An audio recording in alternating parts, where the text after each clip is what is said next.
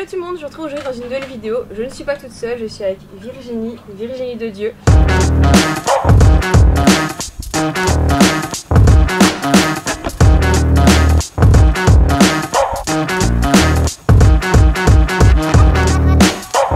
Vous ne la connaissez pas, vous avez loupé votre vie. Tant que ça. Non, alors avant qu'elle se présente, voilà, donc avant qu'elle se présente, Virginie, moi ça fait depuis que je suis toute petite que je la suis, que je suis fan d'elle. Vraiment.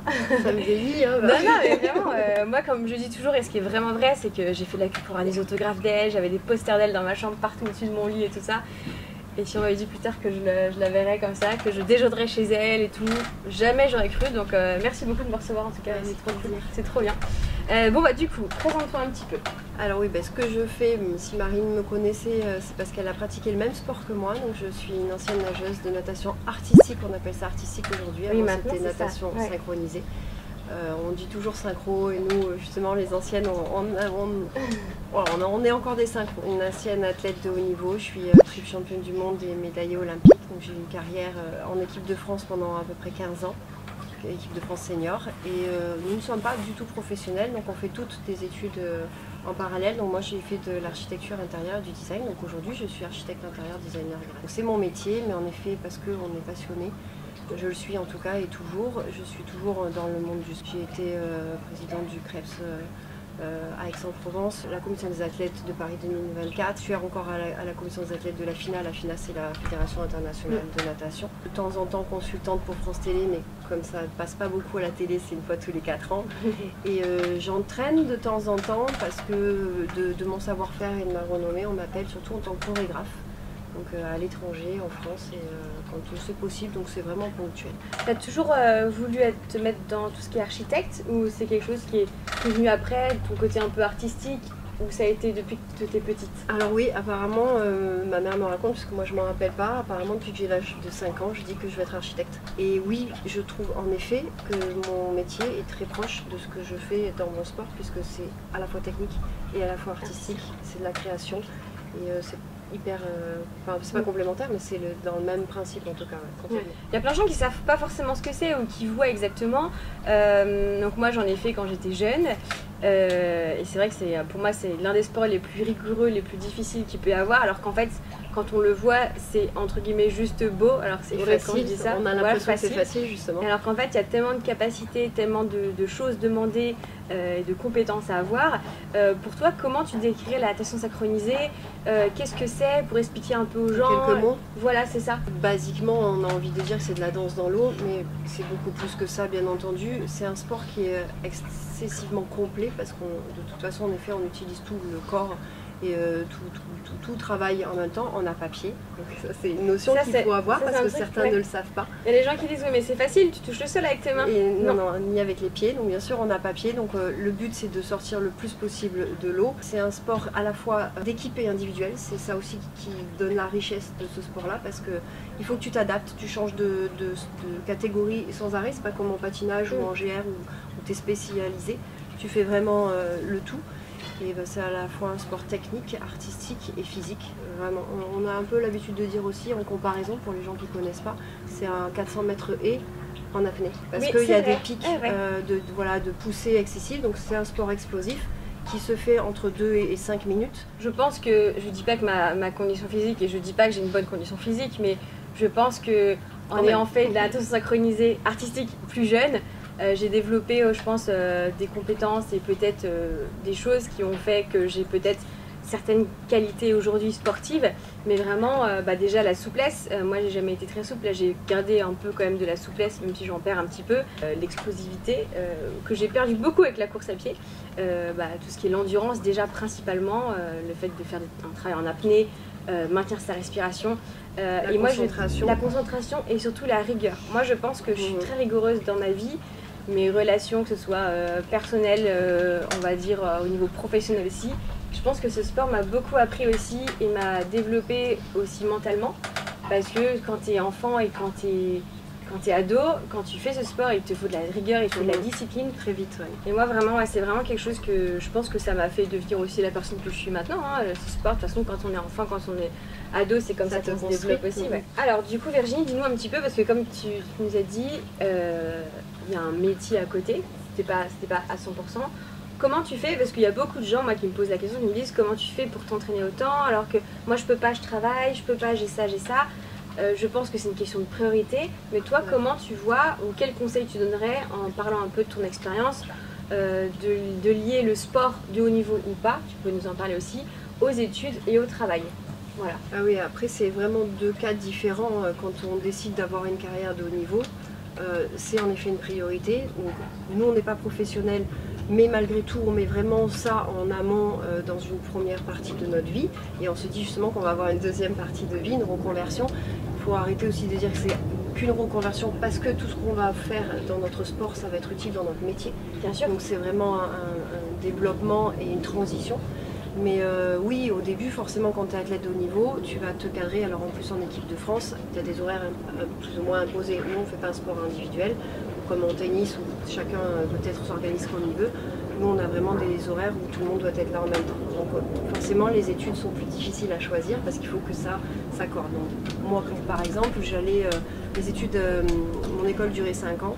J'ai fait mes 3 premières années où j'allais à l'école le matin et je m'entraînais tout l'après-midi, donc je loupais les cours de l'après-midi, donc je me suis débrouillée de les récupérer et de répondre quand même aux attentes sur les exigences des devoirs et des examens en temps et en heure. J'ai réussi, tant mieux pour moi. Tout à son honneur, ouais. La 4e année, j'avais un peu moins d'entraînement parce que je faisais plus que le solo, ma partenaire avait arrêté, donc on avait accordé ça, mais c'était la fin de ma carrière justement avec mon entraîneur. Donc j'ai pu aller en cours toute la journée et m'entraîner le soir. Et après, du coup, j'ai passé mon diplôme, j'avais arrêté l'entraînement. Mais c'est mettre le sport dans sa vie. Encore une fois, c'est une rigueur, mais c'est aussi un besoin certainement vital. Ah oui. Mais ça peut être des petites parties. Donc 10 minutes le matin, c'est pas rien, c'est toujours nécessaire. Moi, donc aujourd'hui, je suis plus athlète de haut niveau. Le sport est très important pour mon bien-être et on l'inculque aussi à mes enfants dans un mode de vie. Même si des fois j'ai pas le temps, il faut que j'y revienne parce que c'est un besoin qui fait du bien à toi. Énergique aussi, ouais. Pas que physique, parce que de se défouler et d'arriver carpette à un moment donné, en fait on a l'impression qu'on se sent moins bien. Non, au contraire, ça ressource, ça remonte les batteries. Donc après c'est trouver son équipe, se connaître. Ça, quand on est athlète de haut niveau, on apprend à se connaître, donc son besoin, ce qui est utile et ce qui n'est pas utile. Et savoir justement où les placer dans la journée en fonction de son programme professionnel parce que forcément on ne peut pas toujours faire ce qu'on veut. Mais c'est vrai que je pense que chaque épreuve et chaque étape dans la vie et chaque chose, ça, comme tu dis, ça te fait apprendre. Et je pense que là, moi ce que je ressens, c'est ton envie aussi de transmettre soit ton expérience, soit ce que tu as appris, ton vécu. Et l'amour pour ce sport aussi. Justement aujourd'hui en tant qu'entraîneur de temps en temps ou chorégraphe, oui j'apprends. Et plus tu vas être dedans, plus tu vas développer des choses en fait. Bien sûr, ouais. Mais aussi le fait d'être en extérieur me permet de prendre du recul et de voir autrement ma discipline. Plutôt que d'être. C'est aussi pour ça que, alors que j'adore entraîner, j'ai fait le choix de ne pas être entraîneur à 100% parce que j'avais l'impression que quand on était dedans, dans cette bulle-là, on ne voyait plus et on n'avançait plus. Et le fait d'être archi et de voir un autre monde et de faire d'autres choses, parce que je suis curieuse de plein de sports aussi et ça m'enrichit, je trouve mon équilibre et ça me fait aussi avancer dans mon propre sport quand même. C'est vrai que c'est ça qui est le plus important, je pense, c'est trouver son équilibre dans tout. Alors il y a des moments où on est déséquilibré, mais avec le temps on arrive à trouver son équilibre. Est-ce que tu as des regrets ou est-ce que tu as des choses que tu as faites, des erreurs que tu as faites, même si on me dit toujours qu'il n'y a jamais d'erreur. Oui, parce que ça sert. Ça sert toujours. Ou aussi peut-être des mauvais souvenirs. Bon, j'imagine beaucoup, mais qui forgent aussi après. Oui, des mauvais souvenirs, pas tant que ça, parce qu'en plus, je pense que comme beaucoup de sportifs qui réussissent, on arrive à passer et à oublier les mauvais côtés. Ou alors on les a transformés, donc du coup, en effet, c'est pas des mauvais souvenirs. Ce qui un peu atteint par rapport aux résultats, mais je trouve que ce que j'ai vécu avec Laure et ce moment, ces 2 années qu'on a eu à fond, ça m'a apporté, donc je le regrette pas du tout. Et le côté j'ai fait de la danse classique après, avoir commencé la synchro, ça m'a beaucoup apporté.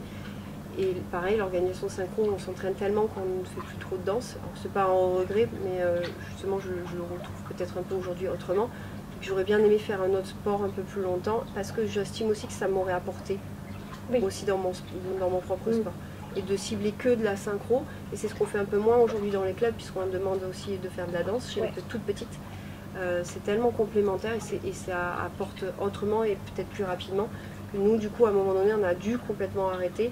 Et je trouve que c'était dommage. Mais c'était un équilibre aussi. C'est vrai que de ce que tu dis par rapport à l'équilibre au sport et les sports qui se croisent, alors dans un tout autre domaine, mais moi qui fais du triathlon, depuis que je fais du crossfit, je dis pas plus forte en triathlon, mais si, je pense.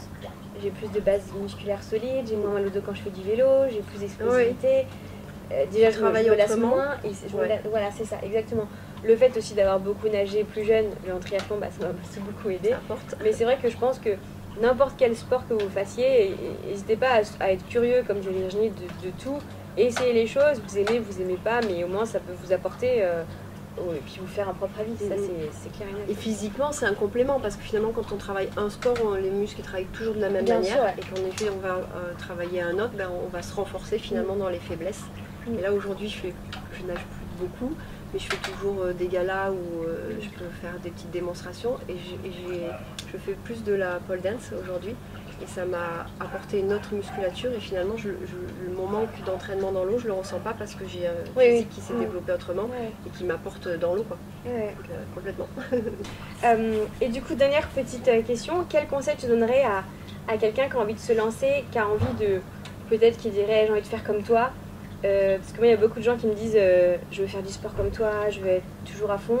Ils ne pensent pas aux sacrifices qui ne sont pas forcément des sacrifices pour nous, mais qui sont peut-être des priorités. Qu'est-ce que tu dirais?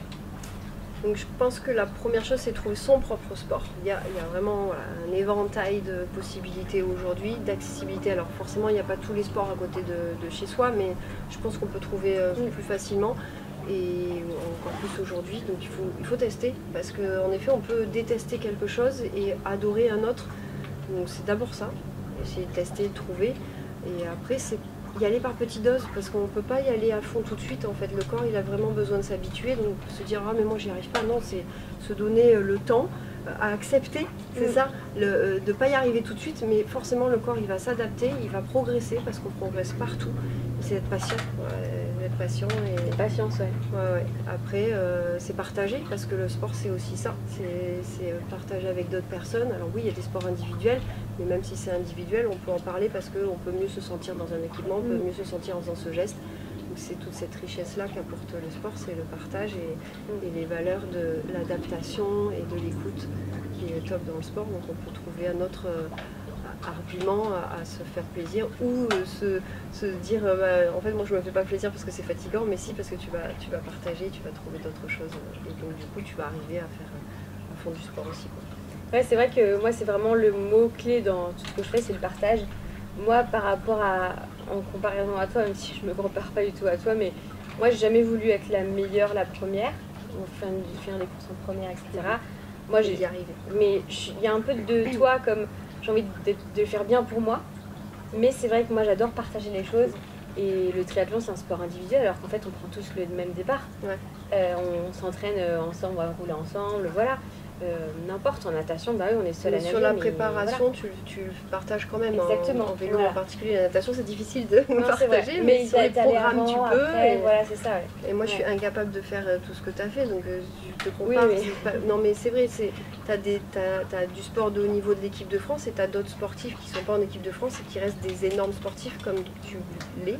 Et donc on peut pas dire on se compare pas, ni moi non plus je me compare pas à toi, mais traverser la Manche, faire des marathons, j'ai jamais fait, donc voilà, chacun a son truc et justement il trouve son plaisir dans son envie quoi. C'est vrai. Bon, en tout cas merci beaucoup Virginie, je suis trop contente et trop fière de te voir sur ma chaîne. N'hésitez pas à la suivre du coup, je vous mets tous ses réseaux dans la description.